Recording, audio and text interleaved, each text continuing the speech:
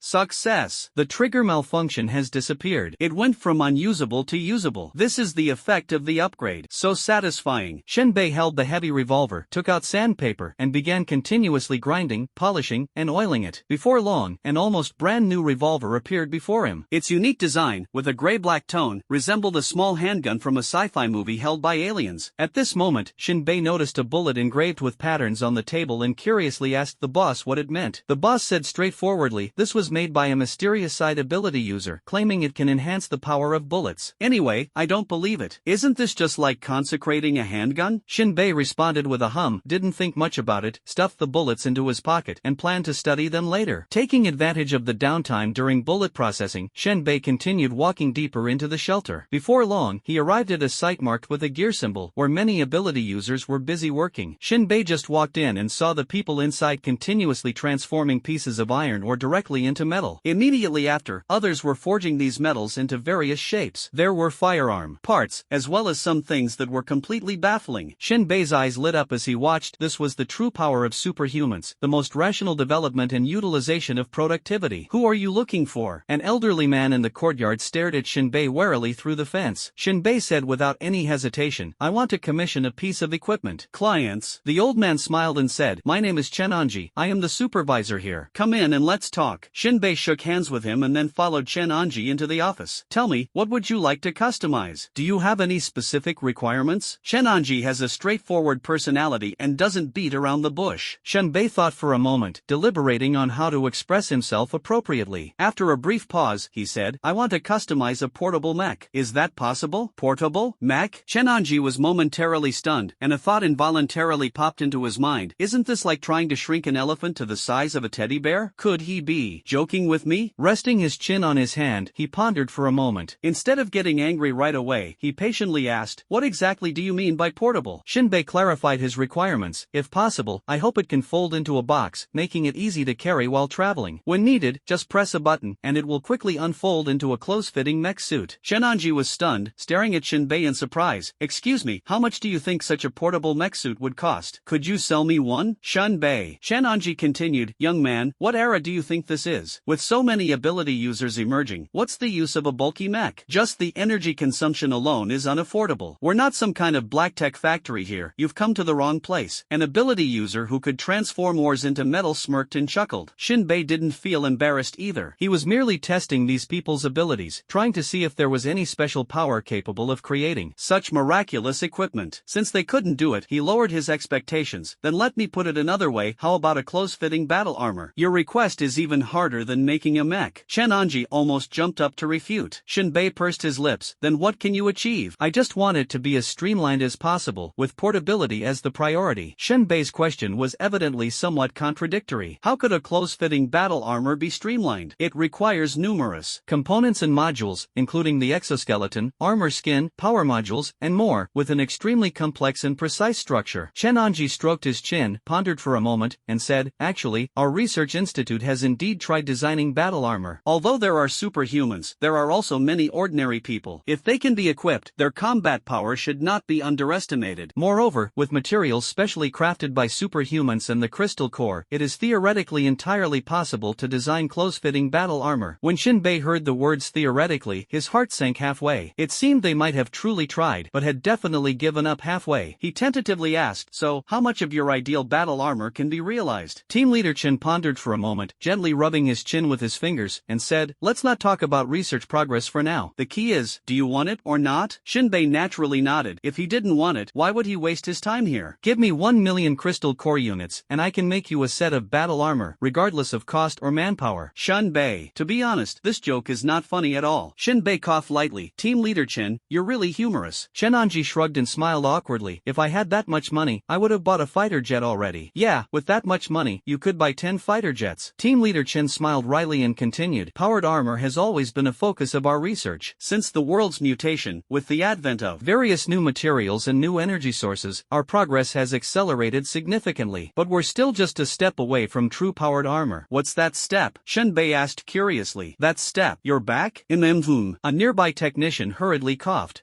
What are you huffing about? I know what to say and what not to say. Just focus on your work. Team leader Chen glared at the technician, then turned to Shenbei and said, the power system is a major challenge. Our powered armor struggles to support high-speed movement, meaning, it's almost impossible for this heavy armor to run like a human. Unless we spare no expense and use a crystal core as the energy source, but the consumption is too high and not worth it. Shenbei's heart stirred, and he asked, what's the weight and size of the armor you've developed? 1 ton, 2.5 meters tall, humanoid. Team leader Chen replied, to ensure impact resistance, we've already used the lightest materials possible. This is the absolute minimum weight. Shenbei's eyes lit up upon hearing this. Then if we use ordinary materials, could the weight be further reduced? Team leader Chen's eyes flickered, and his tone turned a bit peculiar. If you don't need defense, you could indeed cut out quite a few modules, and even use cheaper materials. But to be honest, buying it would be a waste. Armor of this quality would at best be for show. The materials are so poor that they'd wear out easily. It wouldn't even need an enemy's attack, it would break down after just a few uses. Shenbei pondered for a moment before continuing to ask, what can this powered armor achieve? What's the approximate price? Team leader Chen, you guessed it right, I just want to personally experience what it's like to wear powered armor, to fulfill a childhood dream. Combat capability doesn't matter at all. Money shouldn't be wasted like this. Team leader Chen shook his head helplessly but still said, the powered armor that can make you run weighs about 100 kilograms, but it's only limited to running. The speed might not be faster than your own running. As for the price, he calculated silently, if you only want the shell without weapons, I can make it for you for 1,000 crystal core units, and I can assemble it right now. 1,000 units. Shenbei pondered for a moment and said, are the materials you're planning to use bulletproof? What if they're not bulletproof? Even if it doesn't protect against handgun bullets, I just want it to look like Iron Man's kind of showpiece, as long as it can move. Performance isn't important. Oh, and the color needs to be camouflage. Kid, are you trying to steal the technology? Do you have a way to improve the performance? Team leader Chen stared suspiciously at Shenbei. Nowadays, various supernatural abilities are emerging one after another, and his assembly room is full of people with no combat power but astonishing creative abilities. Ha, you saw right through me. Shenbei joked, my usual hobby is dismantling remote controls and alarm clocks and stuff. I just want to see if I can modify powered armor and challenge my own limits. Come with me to the lab. I can assemble this for you on the spot. Team leader Chen shook his head helplessly, thinking he could land a big order, only to find out it was just a shell, something very simple. But Shenbei didn't follow Chen Anji to leave. Chen Anji tilted his head and asked, what's wrong? Shenbei felt a bit awkward. He initially wanted to admit that he currently couldn't afford the cost of the battle armor, but he swallowed the words back, almost ruining the plan. He thought to himself, if he really said he had no money, Chen Anji would definitely kick him out and wouldn't bother with him even if he had money later, possibly even raising the price. It would be better to let Chen Anji make the item first, that way, Chen Anji would have no choice but to sell it to him. A plan formed in his mind. Shenbei didn't say much more and smiled, saying, it's nothing, let's go. Step up, I need to scan your body data first. Height and body shape are very important, otherwise, it won't be comfortable to wear. Team leader Chen brought Shenbei to the newly built laboratory, operated the computer, and pointed to the platform nearby. Shenbei hesitated slightly but still stepped onto the platform. 8 infrared cameras above his head slowly descended, carefully scanning his body up and down. All done, Team leader Chen said, then operated the computer for a few more minutes. The 3D printer next to him quickly began working, automatically selecting materials. Shenbei watched in amazement as component modules were rapidly printed out. Besides the necessary parts, many modules were even made of plastic. Some components, which the 3D printer couldn't complete, required a shape-shifting ability user to compress iron sheets into balls and then stretch them into the corresponding shapes. This production method, combining technology and mysterious forces, greatly broadened Shenbei's horizons. Team leader Chen seemed to want to tell him something, picking up the parts and constantly checking the data. He even showed it to Shenbei, seemingly conveying a message. You want a crispy shell? Then I'll craft you a truly crispy battle armor. However, Shenbei didn't mind, as this set of equipment could still be upgraded anyway. Under his astonished gaze, more than a dozen mechanical arms quickly activated and began automatic assembly. Has the technology in this world already advanced to such a level? At least in terms of artificial intelligence, it far surpasses the Earth he came from before crossing over. Can I assemble it myself? He asked anxiously. Although this was was the most rudimentary version, it was still a sophisticated high-tech product. He had no confidence in disassembling and reassembling it on his own. Team leader Chen, who was operating the computer, paused his fingers. You want to assemble it yourself? This kind of armor, even with many modules removed, still has thousands of parts. The robotic arm can assemble it in a few minutes, but manually, it would take at least several hours. Are you sure you want to do it yourself? That's right, I want to assemble it myself, but I hope you can give me an assembly sequence, Yang Yuan said. If you don't understand power armor, even if I give you a video of the assembly sequence, you might not be able to assemble it successfully. Missing even a single screw could prevent it from starting, Team Leader Chen said. Then can you guide me? I can, but my time is very valuable. Team Leader Chen pondered for a moment before finally saying, I can only give you an assembly video. Ask me if there's anything you don't understand. Shinbei nodded, no problem. Shenanji shrugged, feeling a bit more relaxed, but muttered to himself, I really don't get it. If you can secretly learn the technology, I'll swallow this computer. Even if you learn how to assemble it, without understanding the working principles, you can't produce the various components, so it's useless. Team Leader Chen shook his head helplessly, then instructed the robotic arm to dismantle the newly assembled module and operated the robotic arm to move the newly printed parts onto the assembly table. Come over, let's get started. After saying that, Shenanji left the assembly table and went to the other side of the laboratory to work on his own research. Shinbei rubbed his hands together, opened the assembly video on the computer, and earnestly followed along to learn how to assemble. Without the assistance of a robotic arm, manual assembly is indeed much slower. But Shinbei didn't mind at all. This was all valuable experience points. Experience points +1. Experience points +1. Every time Shinbei assembled a module or completed a component, his experience points increased by 1. Little by little, small efforts accumulate into great achievements. Time passed slowly. After a full 3 hours, a set of camouflage-colored, Iron Man-like power armor was finally assembled. This set of power armor, perhaps due to the omission of many modules, stood only 2 meters tall. When the last component was installed, a white light visible only to Yang Yuan flashed, and the power armor in front of him displayed its own data. Pseudo, Power Armor LV.1, 1000/1000. A completely impractical suit of armor, incapable of combat, offering no defense, and having no attack power. Perhaps wearing it during festivals could enhance the atmosphere.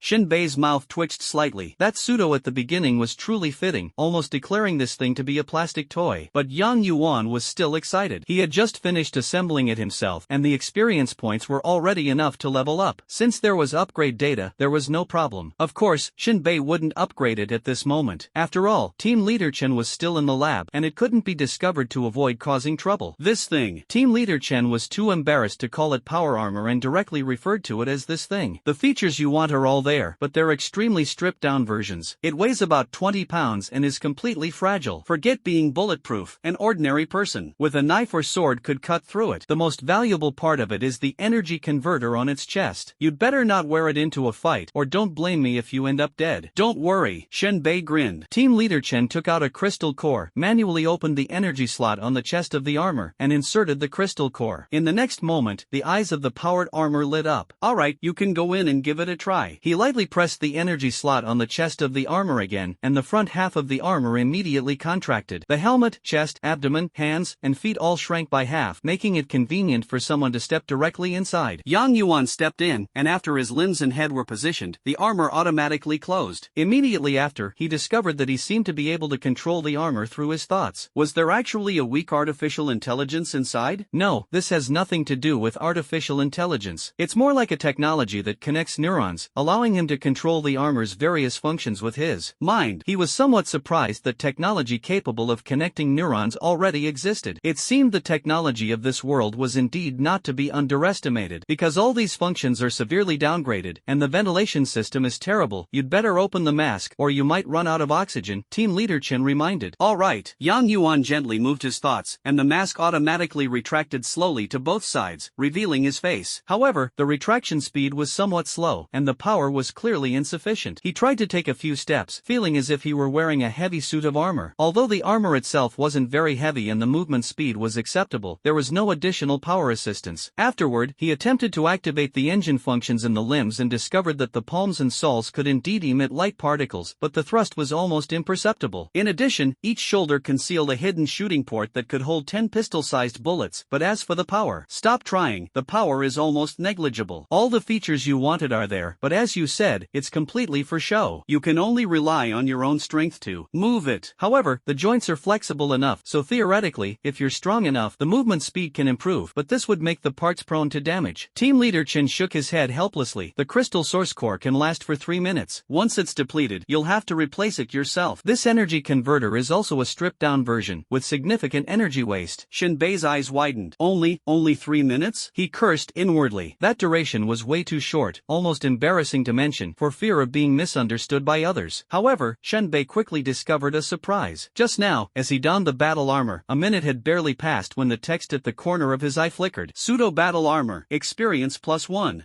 Could it be that 1 point of experience is added every minute? Just wearing it grants experience? He felt a surge of joy. The experience gain speed of this power armor was even easier than that of a handgun. Shinbei summarized a rule of thumb: any item can only be assembled once to gain a wave of experience. To continue gaining experience, the item must be used. For example, firing a gun requires bullets, and it must hit an enemy or a ferocious beast. This was also the reason why Shinbei emptied the magazine when sniping his teammates back then. Only by hitting the target would the experience increase. Thank you. The way this armor gained experience was unexpectedly convenient. As long as he kept wearing it, he could continuously gain experience. It was simply too satisfying. At this moment, Chen Anji spoke up. Alright, as per your request, the armor is complete. 1,000 crystal source cores, pay up. Shinbei stepped out of the battle armor, chuckling weirdly as he said, I don't have that many crystal source cores right now. What? No money to pay? Chen Anji's mouth twitched. It was obvious that Shinbei was definitely from the lower class. If it weren't for the fact that Shinbei didn't have any unpleasant odor, he wouldn't even want to deal with him. But coming to bother me without money, what's the point? The toy is already made, and now you say you don't have money. Who the hell am I supposed to sell it to now? Can I buy on credit first? Shinbei tentatively asked. I'm an old resident of shelter number 36. Chen Anji glanced at him sideways, his face turning green with anger. Shinbei left the research institute amidst Chen Anji's curses. Although Chen Anji was displeased, he still gave him a 10-day deadline. If Shinbei couldn't come up with 1,000 crystal core sources in 10 days, the armor would be destroyed outright. However, Shinbei was confident that Chen Anji would never actually destroy it. After all, it was still money. Besides selling it to him, no one else would buy it, and selling it as scrap would be too frustrating. Chen Anji had no other choice. Back at the weapons shop, the owner had already prepared 300 rounds of ammunition. Shinbei thanked him profusely and took the ammo. This day passed, and Shinbei ended up heavily in debt, but he felt no pressure. The cheat system was his greatest survival guarantee. Finally, Shinbei used some of the remaining meat strips to replenish the sniper rifle's bullets. The sky gradually darkened. Shinbei returned to his rented room. Nights in this world offered little entertainment, only gambling, bars, and brothels, none of which he liked. He could only stare blankly at the sunset's afterglow. At this moment, in the wilderness, there were still many residents heading to the shelter. They carried coal and ore from the mines, as well as wild fruits gathered from the dense forest. Just then, in the distant horizon of Shinbei's field of vision, suddenly, several shocking black streaks shot into the sky like wolf smoke, forming 7 thick columns of smoke that seemed to pierce the heavens. Within these massive, pitch-black smoke columns, countless sinister faces formed from the black smoke faintly appeared. Shinbei's gaze fixed on them, his heart pounding violently. That is, Shinbei exclaimed, evil seed. At this moment, the entire shelter suddenly erupted with a piercing alarm. The residents all turned their heads toward the west, the noise incessant. Run outside quickly. The evil seed is here. It's the serious poison smoke evil seed. This evil creature is still active? It's said that the last time it appeared, a city with a population of 1 million was completely destroyed, with no survivors. Those of you who haven't entered the safe zone yet, stop thinking about anything else and drop everything to run for your lives. Only fools run while carrying stuff. At this moment, the humans still lingering 500 meters outside the Titan shelter turned to look upon hearing the alarm. The sight of the terrifying evil creature immediately made their legs go weak, and they screamed like banshees as they frantically ran toward the shelter. The ores and wild fruits they had worked hard to gather all day were abandoned on the ground. The sudden appearance of the source of chaos immediately plunged everything into turmoil. The people inside the shelter kept cheering and shouting encouragement for the residents who had not yet entered the safe zone. At that moment, from within the 7 columns of thick smoke, a plume of black smoke suddenly shot out, quickly condensing into a terrifying human face the size of a football field, rushing forward at high speed. Its blood-red mouth opened wide, revealing sharp, chilling teeth, and even a faint devilish laugh seemed to echo in the wind. The fierce winds howled in the sky, with strong air currents scattering people, let alone the black smoke. Yet it remained solid in form, as if it truly were a demon, leaving Fanghan unable to look away, utterly horrified. Where the wolf-like smoke passed, the sky instantly darkened, and the sun and moon lost their light. Those humans who ran too slowly inhaled a breath of the toxic smoke, immediately bleeding from all 7 orifices, their bodies seemingly drained of bones, collapsing into a pool of bloody flesh and mud. In the blink of an eye, the bloody pulp on the ground began to writhe and boil. With a deafening bang, it exploded into a cloud of crimson mist, blooming like a grotesque firework. At that moment, a terrified and twisted-faced resident broke into a run, frantically pulling out his rifle and firing back over his shoulder. Bullets tore into the black smoke, sparking in bursts, but did nothing to halt the advance of the abomination. "Don't! Help! Pull me up!" Black smoke continuously devoured humans, and bursts of blood mist exploded like fireworks in the darkness, tragically and eerily beautiful. Amid the fleeing crowd, there was an esper weaving through. Air currents swirled around his entire body, and within a 3-meter radius, purple electric sparks crackled. He flicked his thumb, and a blade of lightning swept across the sky, devouring the heavens and earth, shaking the sun and moon, as a powerful current struck the evil entity. Lightning flickered across the horizon. Shinbei shook his head. Although this ability user's attack was fierce, the black smoke was, after all, an evil entity. The thunderous blade of lightning struck it but failed to cause any damage. However, ability users are naturally far more physically capable than ordinary people, running at incredible speeds and even carrying a few lagging residents along as they sprinted. In the end, after all the residents entered the Titan shelter, they collapsed to the ground, gasping for breath, with some even coughing up blood. When the black smoke abomination reached within a 500-meter range, it seemed to hit an air wall and could not move an inch further. The residents inside the shelter began discussing again. "How many people died this time?" "I roughly counted. There are about 30 people. Damn it, this cursed world." "No choice. With Titan shut down, we can only take the opportunity to replenish supplies. If we don't go out to gather stuff, no one will have anything to eat or drink." The key issue is that the shelter stopped in too remote a location this time, too far from the mine. Before long, the black smoke of the evil species drifted past Shelter 36, heading east and gradually disappearing. The evil species came quickly and left just as fast, leaving only blood-red craters scattered across the wasteland. The residents had long grown accustomed to the cycle of life and death. In the blink of an eye, calm was restored, some resumed playing cards, others continued drinking. Shinbei sat inside the small hut, witnessing the fragility of life with his own eyes, and couldn't help but feel a moment of disorientation. "I must become stronger. I absolutely cannot let them catch up. Oh, even if I can't defeat the enemy in one strike, I must run faster than the evil creatures." The scene just now deeply pierced Shinbei's heart. If it were him encountering the evil creatures in the wilderness, he probably wouldn't be able to outrun them. Therefore, upgrading the battle armor has become an urgent priority. "Tomorrow, I need to go hunting and quickly collect 1,000 crystal core sources, then get my hands on the battle armor." Shinbei thought to himself that as long as he could wear this battle armor, he firmly believed it would soon upgrade into a button-style armor like Iron Man's. The sun completely set, night fell, and the stars twinkled. The starry sky of this world was exceptionally captivating, resembling countless diamonds embedded within. Shinbei blinked his eyelids, feeling increasingly drowsy. Before going to sleep, he tied a metal wire at the door as an alarm. Then, he tilted his head and fell asleep. This was his first time sleeping in this world. In his dream, he transformed into a massive spaceship. He kept processing vast amounts of data and repairing the ship, but no matter what he did, he couldn't fix the constantly malfunctioning parts. In the Superbrain's data, red alerts kept flashing. Just as he was halfway through his sleep, a signal suddenly emerged from deep within his consciousness. Like a high-speed computer, dozens of data streams instantly spread throughout his body. His body suddenly shifted 30 centimeters to the side in a bizarre manner. Immediately, he sat up abruptly, his left hand lightning fast as it grabbed the revolver, swiftly thrusting it forward until the muzzle pressed against the intruder's chin. This series of actions was astonishingly fast, and it wasn't until the muzzle was aimed at the target that Shinbei's eyes fully opened. In the darkness, his pupils glimmered with a faint, eerie light. Shinbei was stunned. When did he raise his gun and sit up? Was this an uncontrollable reflex? In just a brief moment, he realized there really was an uninvited guest in front of him. "Who are you?" Shinbei asked in a low voice, deliberately lowering his tone. It was soft yet carried a hint of magnetism, but the rugged revolver in his hand formed a stark contrast to his gentle, water-like voice. The revolver cannon in Shinbei's hand, with its massive size, extra-long barrel, and the intimidating black hole of its muzzle, all unmistakably demonstrate its power to pulverize the head of the most formidable armored bear at any range. This is not a weapon that an ordinary person can easily handle. Its fierce recoil feels like the firepower output of an ancient war machine. Firing it single-handedly, even if the wrist doesn't break or fracture after the first shot, the successive recoil would significantly throw off the gun's grip, greatly increasing the difficulty and time required for subsequent aiming. But at this moment, this savage revolver is already pressed against the intruder's chin, rendering the issue of aiming irrelevant. Even if the launch caused Shinbei's wrist to fracture, it would only happen after the intruder's skull had shattered into countless fragments. The skull under the muzzle appeared fragile and thin. Whether it was this overwhelmingly powerful revolver or an ordinary handgun with minimal power, either could easily penetrate her skull. However, few would pull the trigger lightly, especially after seeing the intruder's face. face. Almost no man would choose to shoot immediately, because she was an extraordinarily beautiful young girl, seemingly not even 20 years old. In an era of mass famine, women's actual age often appeared younger than their looks. She might be only 18, or even younger. She had short dark chestnut hair and healthy wheat-colored skin, her sensual lips painted with an eerie shade of purple-gray, and her bright, large eyes fixed intently on Shinbei. Those eyes sparkled with panic, yet carried traces of excitement and anticipation. The girl wore a cropped leather jacket with a plunging neckline, its hemline just short enough to outline the curves of her full chest and her flawless, toned waist. Not only was she strikingly beautiful and gracefully slender, but she also exuded an intense vitality and surplus energy, evident from the lingering strong scent of alcohol around her. Clearly, the alcohol she had consumed had overstimulated her nervous system, making her fixated on seeking thrills and excitement while numbing her fear of life and death. Even though the barrel of a gun, capable of ending her life at any moment, was pointed at her chin, her slightly dazed eyes, dulled by alcohol, were fixed solely on Shinbei's captivating eyes and the hand holding the gun. Shinbei's freshly washed hands, with their smooth contours and delicate skin, made the girl's once proud hands pale in comparison. A trace of killing intent flashed in his eyes. He had already noticed the metal wire on the ground. That woman had actually disarmed his alarm trap while drunk. Shinbei's slender index finger, resting on the trigger, tightened slightly. Just a bit more force, and it would unleash a thunderous strike. The girl finally sensed the deadly shift, her gaze instantly sobering as fear spread rapidly. Shinbei maintained his posture with the gun aimed at her, slowly standing up. As long as his fingers so much as trembled, the girl's beautiful face would instantly be reduced to a bloody mess. The handgun stayed pressed tightly against her, forcing her to stand on tiptoe, maintaining a posture that only a ballerina could manage. Any sudden movement could trigger the gun to fire. He took a step back and put the pistol away. After confirming she wasn't armed, and that her drunkenness didn't seem feigned, nor did she display any obvious hostility, Shinbei asked in a low voice, "Who are you? What are you doing here?" A fiery spark burned in the girl's eyes as she replied, "My name's Bai Luo. I saw you after my shower and thought you looked really cool. Funny I never noticed you before, heh. Oh, and I'm a master at picking locks." Shinbei was no stranger to situations like this. In this age of rampant violence, women, disadvantaged in both strength and biology, generally had low status. Many could only trade their bodies for basic survival resources, like food and water. Someone as young and attractive as Bai Luo could certainly get by that way, but to truly live better, she'd need real skills to contribute to a shelter. As a former mercenary and now a wasteland hunter, Shinbei saw through the realities of money, violence, women, and transactional exchanges long ago. Yet, this scene seemed to brush up against a line he was unwilling to cross so easily. "I'm out of money," he said flatly. Shinbei had no crystal core left on him. It had all been exchanged for bullets and rent, leaving only a pound of meat strips. Clearly, this girl's value far exceeded that. The flames in the girl's eyes burned brighter and brighter. Suddenly, like a leopardess, she pounced on him with astonishing momentum, pinning Shinbei down on the bed. Shinbei's revolver was once again pressed against her chin, forcing her back. "There's still a lot to do tomorrow. Better save some energy." One moment he was like a ball of fire, and the next he was cold as ice. The girl was nearly driven mad by his shift from blazing heat to icy coldness, but under the threat of the gun, she had no choice but to leave. Nearly naked, clutching her clothes, she watched helplessly as the door slammed shut and locked in front of her. Shinbei sat upright on the edge of the bed, the revolver resting horizontally on his knees. From outside the door came a gritted teeth, hysterical threat, "Shinbei, one day, I'm going to rape you." At dawn, Shinbei took out the meat strips, tearing them into small pieces and eating them with sips of water. Then he slung a Barrett sniper rifle over his back, tucked the revolver into his waistband, placed bullets in his satchel, and carried a small bag on his back, ready to head out. The landlord gave him a meaningful look, revealing a mouthful of yellow teeth. "Heading out, huh?" Shinbei nodded. "Young man, don't lose heart. So what if it's just 3 seconds? The most important thing is to solve the problem quickly." The landlord's words left Shinbei puzzled. It took him a while to react, and he asked in slight astonishment, "You know?" "Ah." The landlord chuckled. "Girls will also take the initiative to look for work, but I think that girl isn't very professional. You paid so quickly." Yet her face was full of reluctance. "Shinbei, of course, I wouldn't want that," Shinbei explained. "I didn't even solicit." "Ah." The landlord nodded knowingly. No wonder she left cursing and swearing. Shinbei waved his hand and walked away directly. He did not head directly from the shelter to the wasteland but instead turned toward the mission hall. Here, a blackboard was displayed, listing the materials needed by the shelter and temporary jobs posted by other employers. Typically, tasks requiring ability users were the most common. After all, the individual combat power of an ability user far exceeded that of an ordinary person wielding firearms. Although it was nominally called a shelter, its actual scale was quite large, comparable to a small town. This didn't even include the wheeled houses trailing behind the Titan. Shelter number 36 was considered medium-sized, with a population of about 90,000. Some larger shelters could reach 2 to 300,000 inhabitants. Therefore, whenever the Titan stopped, various employment tasks would become abundant. Shinbei moved through the crowd and looked at the blackboard. There were plenty of tasks listed, many involving physical labor, such as mining or tree felling. These types of jobs didn't require fighting ferocious beasts and had a high safety factor. There was also a long-term task issued by the shelter's general, scouting the Titans forward direction. Few were willing to take on this task because it required moving ahead of the Titan. The Titan's route was entirely unpredictable. It could change direction at any moment. What seemed like a straight path one day might turn into a curve the next. By the time the scouts returned, the shelter might have already moved on, leaving no trace of them. Still, this task was undeniably important. Out on the wasteland, there were many massive city ruins, which had become habitats for various cunning and ruthless mutated creatures, mutants, undead, and ferocious beasts. The shelter's ability. Users were not intimidated by this, they were far from idle freeloaders. The only issue was that once the Titan entered a ruined city, it caused intense tilting and jolting sensations. The shelter had to reinforce its structures in advance, and the wheeled houses trailing behind had to be completely unfastened and driven in circles. This was a massive undertaking that naturally required early warnings. Every time the Titan passed through ruins, the number of people who went bankrupt was not insignificant. Shinbei glanced at the list and locked onto a task, exploring an abandoned coal mine to check for the presence of ferocious beasts. The reward was 30 crystal core sources. If any beasts were found and eliminated, the reward would increase to 200 cores. In truth, the underground world was not ideal for snipers. Densely packed buildings and the vast expanses of urban areas and forests above ground were a sniper's true paradise, but the reward was simply too tempting. Typically, mines in the wilderness were repeatedly exploited. Today shelter number 36 might visit, and tomorrow shelter number 30 might pass through. Naturally, nearby mines would be thoroughly scavenged, making the likelihood of encountering ferocious beasts quite low. Shinbei silently noted the task location and turned to leave the mission hall. Suddenly, a man stepped in front of Shinbei, blocking his path. "Shinbei, is that you?" Upon hearing this, Shinbei slowly raised his head and looked at the man. The man before him was dressed in a leather combat suit, not a standard military uniform. The half-open buttons on his chest revealed a muscular chest, covered in thick hair and sharp contours. His hooked nose and deep gray eyes exuded a powerful and heroic charm. This face bore some resemblance to Xiaolong. From the original owner's memories, Shinbei recalled his name, Owl Hawk, one of the combat-type ability users from Shelter 36. "Why are you the only one who came back? Where's my brother, Owl Dragon?" Owl Hawk's tone was heavy, and his gaze carried hostility. Shinbei shook his head. "I don't know. They left me behind halfway, so I just came back." The Falcon looked suspicious, seemingly unconvinced. "They abandoned you?" "Yes. Is there a problem?" The Falcon's gaze turned dark, his expression shifting unpredictably, with a hint of ferocity flashing in his eyes. "The direction of your mission at the time should have only had feral beasts like the rot wolf, with no real danger. How could they see you as a burden and leave you behind?" Shinbei couldn't be bothered to explain further. "Then go ask your brother." "I'll ask your uncle." Xiao Ying's fiery temper immediately erupted. "What exactly is going on? Tell me clearly. Where is my brother?" Shinbei reiterated once again, "I don't know." After saying that, Shinbei brushed past directly. A first-level ability user, as long as he wasn't ambushed, he really wasn't afraid of a head-on fight. The firearm in his hand still brought considerable threat and advantage, especially this gun that could be upgraded. The Falcon's gaze was fixed on Shinbei's back, a sense of foreboding surging in his heart. He didn't believe a single word Shinbei said, not even a punctuation mark. After some thought, the Falcon's eyes flashed, and he turned to walk out of the shelter, heading in the direction where the Falcon Dragon had carried out its mission. "Damn it, if my brother is still alive, you'll be fine, Shinbei. But if something happens to him, you'll be buried with him." The Falcon's face was full of ruthless determination. Meanwhile, Shinbei, hiding in a concealed spot, squinted as he watched the Falcon's figure fade into the distance. As soon as he saw the Falcon Dragon's corpse, even with just a little thought, he would know that Shinbei was the prime suspect. After all, ferocious beasts don't use guns, and all the bullet wounds were on humans. By then, the Falcon would act in secret while Shinbei bore the blame openly, and retaliation could come at any moment. Gritting his teeth, Shinbei decided to temporarily ignore the mission and followed closely behind. He must find a good spot to ambush and take down the Falcon Hawk as well, eliminating future threats once and for all. In this world, not to mention grudges overnight, even being a second too slow to kill could lead to lifelong regret. An hour later, Shinbei set out. The intense ultraviolet sunlight mercilessly scorched the earth, but he wore a heavy cloak to shield himself from the sun. His pace was not fast but steady and even, until 3 hours later, he stopped in front of a solitary house ruin. After carefully searching the villa with half its roof missing, ensuring there were no deadly creatures hiding or any large carnivorous animal nests like those of the armored berserk bear, Shinbei finally relaxed. This will do. Shinbei decided to set an ambush on the path that Xiao Xiaoying must take. This was the graveyard he had chosen for Xiaoying. So what if they are superpowered? Isn't it just a life and death struggle? Shinbei waited quietly by himself. Just as he closed his eyes to take a short rest, he suddenly remembered something. He took a bullet out of his pocket. This bullet was taken from the table of the gun shop owner at the shelter, and it was engraved with intricate patterns. As his fingertips gently rubbed it, he could feel that these patterns were unusual. They didn't seem to be engraved at all, but rather appeared to be natural textures of the metal itself. However, upon closer examination, he could feel the engravings. Although the grooves were extremely shallow, so shallow that they were invisible to the naked eye, the craftsmanship was clearly extraordinary, as if created by a high-precision machine tool. Mystic Side Superpowered Individual. In this world, individuals with supernatural abilities are generally divided into two major categories: combat-oriented and support-oriented. Combat-oriented abilities are incredibly powerful and unstoppable. Theoretically, they can eliminate any ferocious beast or zombie, except for the difficult-to-kill evil species. Within the combat-oriented category, there are numerous subtypes, commonly including manipulation of natural elements and genetic enhancement. On the other hand, support-oriented abilities lack strong combat power and are primarily responsible for improving the living environment and equipment needs of shelters. The mysterious category appears even more enigmatic. Some individuals with mysterious abilities possess combat power comparable to the combat-oriented category, such as controlling space or time. However, others can only assist combat-oriented individuals in enhancing their combat capabilities. Currently, the bullet engraved with patterns in Shinbei's hand is precisely crafted by an individual with mysterious abilities. At this moment, the bullet's information is displayed at the corner of Shinbei's eye. Rifle bullet LV5, max level.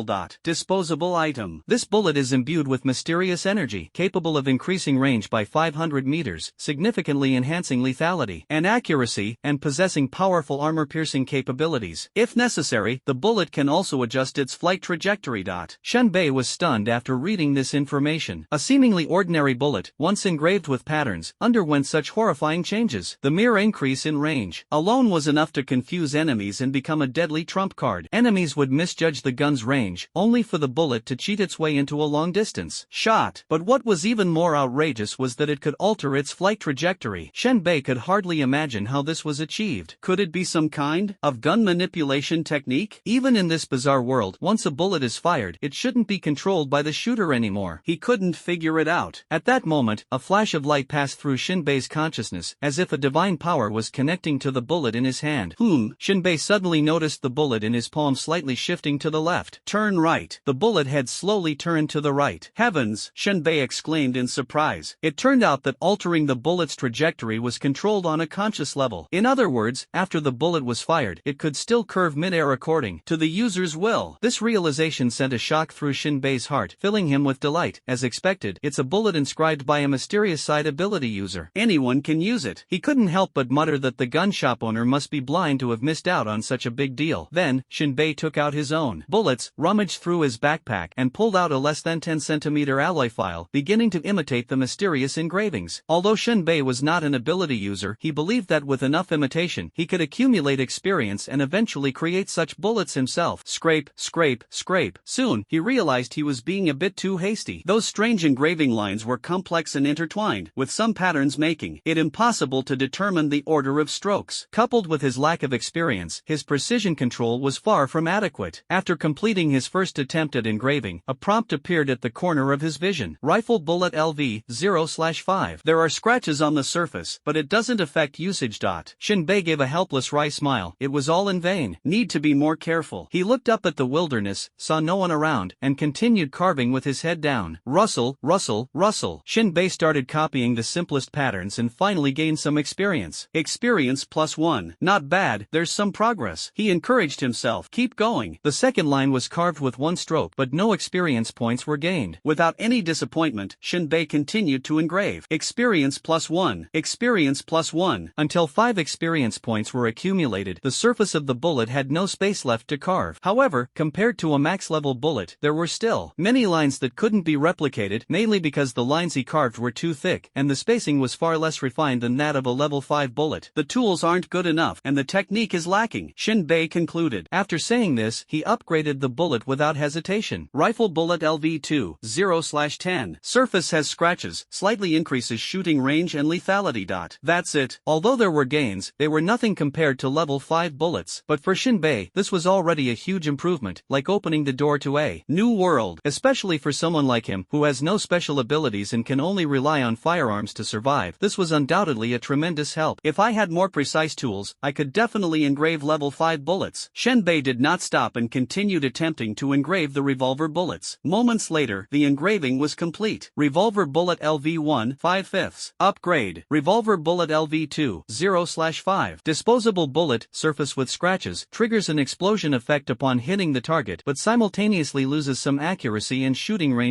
Shenbei frowned. The M500 revolver's kill radius is within 250 meters, with an effective range of only 50 meters. Although this bullet gains an explosion bonus, it actually reduces accuracy and range. However, this had no impact on Shenbei. He didn't care about the loss of precision. According to his plan, when using the revolver, the distance to the target would never exceed 20 meters. Shenbei calmly processed the bullets, one after another, as if he would never feel bored or tired. In the blink of an eye, an entire box of bullets had been fully processed, with identical patterns on each bullet head, as precise as if they had been engraved by a precision machine tool. During this process, all the bullets Shenbei managed to engrave were level 2. He still hadn't succeeded in engraving a level 3 bullet. He wasn't in a hurry, planning to finish the task at hand first before seeking more guidance from that mysterious ability user. Shenbei carefully stored the bullets, then opened a second box. 2 hours of repetitive work hadn't made him feel the slightest bit of boredom. The experience of being a special forces soldier in his previous life told him that patience is the key to survival. Shenbei looked up into the distance. Suddenly, a figure appeared at the edge of the wilderness, carrying a corpse and sprinting toward him at a speed of about 30 miles per hour. The Falcon is back. He packed up the bullets and tools at an astonishing speed, holding a Barrett sniper rifle in his hand. With a flick of his right hand, a modified bullet was already loaded into the chamber. He swiftly moved a few steps to the wall and peered outside through a crack. During this process, apart from the metallic clinking sound of the rifle being loaded, Shenbei remained completely silent. At this moment, his rifle was not equipped with a scope, but that did not hinder him from executing precise sniping. He squinted slightly, using the shade to reduce glare, carefully observing the outside. Shenbei was well aware of the key to long-distance shooting, knowing that any movement could reveal his position. The target drew closer and closer, and his gun barrel slowly extended. Opposite him, the Falcon carried the corpse of his brother, the dragon, running across the wasteland. At this moment, he was burning with rage. He had already suspected that his brother was dead, but he hadn't expected that upon arriving at the scene, he would find that everyone had been wiped out, and all killed by sniper fire. After examining the bodies, he discovered that apart from Xiaolong, whose forehead had been pierced by a handgun bullet, everyone else had been taken out by a sniper rifle. Xiaoying instantly thought of Shenbei's sniper rifle. It was him, it had to be him who killed them all. The Falcon's face twisted, full of ferocity. If I had known this, I should have taken him out from the start. He thought to himself, it's not too late now. As long as Shenbei shows up at Shelter 36, he won't hesitate and will finish him off instantly. The shelter doesn't care about the life or death of an ordinary person. Thinking of this, the Falcon quickened his pace, jumping back and forth in the wilderness grass, anxiously hurrying back to the shelter. At this moment, Shenbei's eyes were fixed on the distance, the T-shaped crosshair slightly moving with the barrel, quickly locking onto the two rapidly moving legs in the grass. He originally intended to aim for the head or chest, but the dense branches and leaves of the tree obscured the upper body of the target. The forest was dense, the view restricted, only the alternating, swiftly running legs could be seen. But the angle of the Falcon's upper body is completely indiscernible. Firing blindly not only misses the target but could also go astray and expose your position. The first shot is crucial. Slower, a little slower, take a look back at your wicked kind. Shenbei's lips moved slightly as he silently recited, while the soft grass continuously brushed against his cheeks. Whoosh! Seizing the fleeting opportunity, just as the Falcon's legs suddenly halted mid-run, waiting for its brain to issue a command. To change direction, Shenbei decisively pulled the trigger. A sharp, piercing bullet shot out from the gun chamber, cutting through the obstructing grass leaves and heading straight for its target. The bullet moved at lightning speed, skimming the ground between the vegetation and leaving a fiery trail in its wake. The Falcon had barely prepared to lift its foot to run when the bullet precisely struck the protruding bone of its left ankle, causing the figure to crash heavily to the ground. It was as if a galloping horse had been tripped by a rope, falling forward without reservation, breaking its nose and front teeth, and tearing its lips apart, leaving no time for any defense. After a brief commotion in the grass, silence quickly returned. Clearly, the Falcon was experienced in combat. Even after being shot, it did not panic or scream but remained extremely calm, blending into the grass as if it had vanished without a trace. Shenbei moved swiftly, ejecting the shell from the gun chamber and pulling the trigger again. His eye, pressed tightly against the scope, never wavered as he kept his focus on the target. After careful observation, he noticed a flaw in the opponent's position. A hand extended from the grass, corpse conspicuously exposed. Whoosh! Shin Bei's Barrett sniper rifle, like a venomous snake, launched a second attack in time. The bullet followed the still-warm trajectory and shattered the exposed hand. Shin Bei had expected to hear a scream, but there was no sound, no reaction, as if the hand had already lost its life. His heart sank. Damn, that's the Falcon's corpse. Before the shock could dissipate, Shinbei quickly grabbed his sniper rifle and retreated to the wall, scanning left and right while listening intently to the surrounding sounds. There was no doubt the first shot had hit the Falcon's ankle, but the second shot had struck the bait the Falcon had set up, a corpse. The Falcon, hidden in the shadows, must have already pinpointed Shinbei's location and was preparing to flank him. Left or right? Shinbei's heart tightened as he realized he needed to change positions. After all, in close combat, he was no match for the Falcon. He decided to take a gamble. Moving lightly, he crouched and stealthily advanced to the left, crawling all the way toward the Falcon's corpse to change his sniping angle. His intention was to deliver a fatal blow, possibly even a headshot, the moment the Falcon revealed itself. Soon, Shinbei moved to the rear of the Wyvern's corpse and set up his sniper rifle. Almost simultaneously, a dark shadow suddenly appeared in the original sniping position. It was the Falcon. Shinbei's finger tightened on the trigger, and he decisively fired. Bang! The bullet shot out of the barrel, speeding toward a pile of grass in the ruins. The white streak of light flashed briefly through the dense grass. Sunlight and shadow danced across the bullet's trajectory, but in the end, it only caused a few thick blades of grass to tremble slightly before the bullet disappeared into the unfathomable depths of the ruins. A cloud of blood mist exploded in the ruins. Shinbei initially thought he had finally taken down his target. Although the Falcon was an Esper, it was only a first tier 1, and with his level 3 sniper rifle and level 2 bullets, it should have been more than enough to overwhelm the opponent. However, in the next second, a rifle barrel suddenly emerged from the ruins and unleashed a frenzied barrage in Shinbei's direction. Rat-tat-tat. The gunfire was filled with impotent rage and aimless chaos. Shinbei reacted swiftly, pulling the Wyvern's corpse up as cover, before quickly rolling behind a large tree for shelter. The gunfire ceased, and from deep within the ruins came the Falcon's furious roar. Damn it, Shinbei. It's you, isn't it, Shinbei? Shinbei was slightly surprised, gaining a new understanding of the Esper's resilience, taking 2 shots and still able to shout. He responded openly, that's right. Striking first is the best strategy. You don't mind, do you? To hell with you. So it was you who killed my brother and now wants to kill me too, the Falcon roared viciously. What, you still think you can kill me with firearms? I'm an Esper. I advise you to surrender obediently, and I might just spare your miserable life. Stop wasting words at this moment, Shinbei responded calmly. An ability user may be strong, but they are not invulnerable. Why don't you step forward, and I'll shoot you in the forehead. If you survive, I'll willingly let you kill me. How about that? Falcon Eagle fell silent. There was one thing he had to admit, sniper rifles posed a significant threat to ability users, especially those at the first or second tier, who were only slightly stronger than ordinary people. Only those at the third tier or above could ignore the impact of bullets. And now, his left ankle had been completely shattered. This severely affected his mobility. Earlier, his shoulder had also been hit by a bullet, which was lodged in the bone, causing pain so intense he nearly passed out. Although he hadn't been directly killed, his life was indeed in danger, and the situation was overwhelmingly disadvantageous. His ability was strength enhancement. This meant he couldn't engage in close combat and was left to passively endure attacks. Falcon Eagle scanned the terrain around him, feeling quite troubled. The injury to his ankle had drastically reduced his movement speed. If Shinbei decided to circle around him, he would eventually be toyed to death. What should he do? Falcon Eagle squinted his eyes, his gaze falling on his injured ankle. On the other side, Shinbei was also contemplating a strategy. He didn't dare get too close to Falcon Hawk. Once entangled, he would undoubtedly be defeated within a few moves. However, Falcon Hawk was hiding behind the wall, refusing to show himself. If this dragged on and Falcon Hawk's injured foot healed, the only one to die would be him. Thinking of this, Shinbei slowly took out a level 5 bullet. He took one last look at the patterns on the bullet's tip, committing them to memory. Though reluctant, he still pushed the bullet into the chamber. Time didn't allow for delays. Shinbei couldn't afford to wait. If his opponent were an ordinary person, he would never charge forward with a revolver in hand. But Falcon Hawk was, after all, an ability user, with recovery powers far beyond those of normal people. No matter the cost, he had to seize this opportunity and strike while his opponent was vulnerable. Without hesitation, Shinbei loaded the level 5 bullet and decisively fired. Bang! The bullet, as thin as a finger, sped forward, parting the grass in front of the rocky pit and shooting deep into the ruins. In an instant, the Falcon hiding in the ruins let out a slicing cold laugh. Firing randomly? The wall behind him could block any bullet. It was futile. At this moment, the Falcon's mindset had stabilized, determined to drag this out. Whether Shinbei retreated, charged, or stayed put, the ultimate victory would belong to him. Time was on his side. The Falcon saw a bullet fly over his head, tracing a white line. The next moment, his eyes widened in shock, his expression twisted to the extreme, a mix of fear, oppression, and even despair surfacing. Because he saw that bullet trailing a white line, which should have flown straight, suddenly veer midair as if drifting, turning back to shoot straight at him. What the hell is this? The falcon turned completely purple-red, his eyes filled with unparalleled terror, utterly horrified. How could he have ever witnessed such a terrifying scene? It was simply unbelievable, beyond comprehension. He couldn't imagine how Shinbei's bullet could possibly curve. Could it be that Shinbei was also an esper, capable of controlling bullets? Impossible. Absolutely impossible. But an absurd scene unfolded right before his eyes. Xiaoying was completely dumbfounded. At this moment, after Shinbei's consciousness connected to the level 5 bullet, a miraculous change occurred. He could share the bullet's vision. The bullet grazed past Xiaoying's head, and Shinbei immediately controlled the bullet to turn, striking that utterly shocked face. The bullet precisely pierced Xiaoying's right eye and exploded inside his brain. The impact of the ammunition destroyed his brain tissue from within. His skull was blown open, and red and white brain matter gushed out like boiling hot porridge. In Shinbei's vision, it resembled a brain matter fountain. Shinbei exhaled lightly. Having expended the precious level 5 bullet, he had finally resolved this troublesome issue once and for all. Now they won't kill the young ones anymore, they'll come for the old ones, right? Shinbei put away the barret, slinging it over his back. With a few leaps, he returned to the ruins, crouching on a broken wall with a smile at the corner of his mouth. Ability user, ha! Flipping down, Shinbei began rummaging through Xiaoying's pockets and satchel. He found an ability user ID card and couldn't help but feel envious. With this card, one could enjoy at least a 30% discount at all shelters, and in some places even 50%, while ordinary people could hardly avoid being overcharged. Setting aside the miscellaneous items, the most valuable find was the crystal core. Shinbei counted them, exactly 330. Kill and burn, and you'll wear a golden belt. This saying holds true in any world. Killing and looting is the most profitable business without any capital. Shinbei claimed the crystal core for himself, took out a pack of cigarettes, and discarded everything else. After eating some meat strips and drinking a few sips of water, he began his return journey. His figure moved like a ghost, weaving through the ruins at varying speeds. This apocalyptic world was nothing more than a reflection of humanity. Humans are accustomed to a stable living environment, but now, constantly pursued by unpredictable evil creatures, they can only rely on titans and live a life of collective migration. However, for other ferocious beasts, this land is a paradise. The wilderness is not barren. Various terrains and ecosystems intertwine and coexist here. The return journey would take about 2 hours. Shinbei tried his best to avoid the ferocious beasts and not provoke them. It wasn't that he couldn't handle them, but he had to rush back to complete the task of exploring the mine, as the reward seemed more valuable. However, things did not go as planned. An hour later, Shinbei still ran into a peculiar life form, a stone man. This was a stone giant over 3 meters tall, seemingly heavy, yet eerily silent. Normally, they liked to lie on the ground, almost blending into the earth, basking in the sun and dozing off, rarely moving. But once awakened, these stone men would relentlessly hunt down those who disturbed them, stopping at nothing. The most difficult part is that the bodies of these stone men are extremely hard, impervious to blades and swords, and ordinary firearms are ineffective. Generally speaking, when encountering them, it's best to have an ice element ability user in the team who can freeze them, allowing for a calm retreat. Otherwise, engaging them would only waste time and be utterly unprofitable. These stone men are like the stones in a latrine, both foul and stubborn. In addition to superhumans, there is another relatively quick way to kill them, firing 5 bullets in rapid succession at the same spot to pierce their hearts. However, this is not easy and requires extreme precision in marksmanship. Any slight delay, and the wound will heal rapidly. Especially in this world teeming with superhumans, handguns in the hands of superhumans have gradually become mere ornaments, while ordinary people lack the funds to purchase large quantities of bullets to hone their shooting skills. Therefore, when encountering stone monsters, the usual choice is to turn and run until they are shaken off. Shinbei originally intended to flee as well, but the stone monster pursued him relentlessly like a rabid dog. After running 2 kilometers, he was parched and gasping for breath. Frustrated and desperate, he pulled out his revolver, rolled to the side, and aimed at the stone monster's chest, ready to fire. But as the creature moved slowly, Shinbei decisively shifted his aim to its thick and sturdy leg joint. Bang, bang, bang, 5 consecutive shots. The powerful bullets shattered half of the stone monster's left leg joint, and its heavy body immediately toppled to the left. Amid the billowing dust, Shinbei was shocked to see the stone monster's leg joint regenerating rapidly. Truly a troublesome creature, he thought to himself. Revolver LV2, 5 out of 10. He ignored the text prompt, his fingers deftly flicking the cylinder open. 5 scorching hot shell casings fell to the ground, and he quickly reloaded 5 bullets. With a crisp click, the cylinder snapped back into place. Without almost any aiming, the muzzle slightly tilted upward. Taking advantage of the rock monster just starting to rise, its movements sluggish, the muzzle speed spewed flames once more. Bang bang, 6 consecutive shots, all hitting the chest. Bang bang bang bang bang. The bullets fired from the revolver packed immense power, and the intense recoil left Shinbei's hand tingling. 5 of the shots almost all hit the same spot, creating a deep crater in the chest. Moments later, the rock monster trembled a few times before completely losing its ability to move. Revolver, 17 out of 10. Shinbei put away his pistol, lit a cigarette, and couldn't help feeling a bit melancholic. 10 bullets to kill a single stone monster, only to exchange it for 1 crystal core, and that core could only be traded for 6 bullets. What a losing deal. After extracting the crystal core, Shinbei continued on his way. At the same time, he pulled out his revolver and murmured, "Upgrade. Revolver LV3, 7/30ths. 5 bullets, slight jamming in the cylinder, rifling intact, slightly increased damage, ammo capacity increased by 1, recoil reduced by 20%.